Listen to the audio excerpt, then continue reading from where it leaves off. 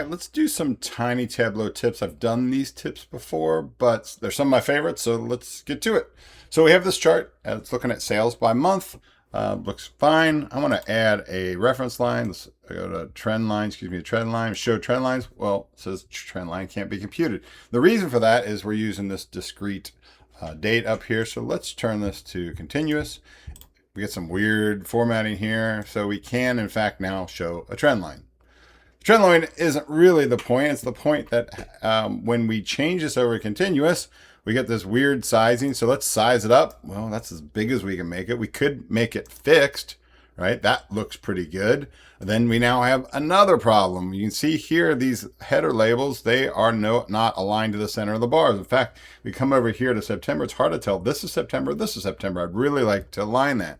You may have noticed when we went to this fixed here that there's this alignment option, but it's grayed out, and it's always grayed out, right? Feels like it at least. So how do we fix that? Well, the reason it's grayed out is because this is an aggregated date, right? We're aggregating order date up to month. So we have to use an exact date up there for this to be available to us. So how do we use an exact date? Well, let's just calculate the month of the order date, right? Just got this calculation.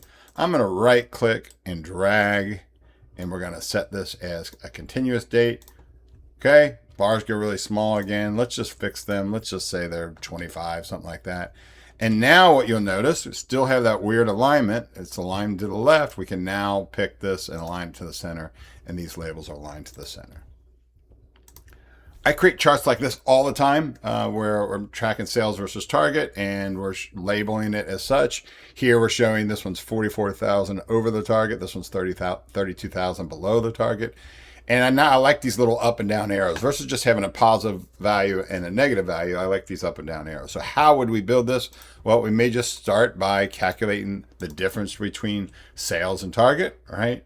But if you notice over here, these are absolute values. There's no negative and positive. There's just a little marker there. So we're going to need to take the absolute value of that. And then we need those little markers, right? So let's edit this. Let's show this calculation. So if that difference is 0, then we won't use anything. But if you've exceeded the target, then we're going to use this little up arrow. And if you're below the target, we use this down arrow. By the way, if you hold your Alt key and type 30, that's your up arrow. Alt 31 is your down. Won't work on a laptop. Will work on a normal computer. So you can use those. So then we can build it by dragging this onto our label, then dragging this onto our label. And then we have to fix it up. Maybe put it here, maybe put a space, some spacing in there, and now we have this nice up and down.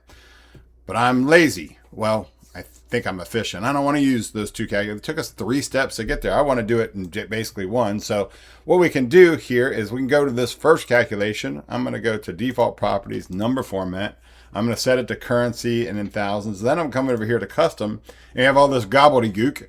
But the thing to know is this is just your formatting. Everything before the semicolon is positive. Everything after the semicolon is negative. Everything after another semicolon, if you add it, is the 0 value. And instead of just having a positive, just have nothing, I'm going to put an Alt 30 in front of it. I'm going to replace these parentheses with Alt 31. Get rid of that parenthesis, right? And then we'll just copy this formatting over for the 0. Maybe I'll put like a dash, right? Hit OK. Now all we got to do is drag this onto our label, and we have that up and down arrow. And everywhere you add this, that up and down arrow is going to go with it.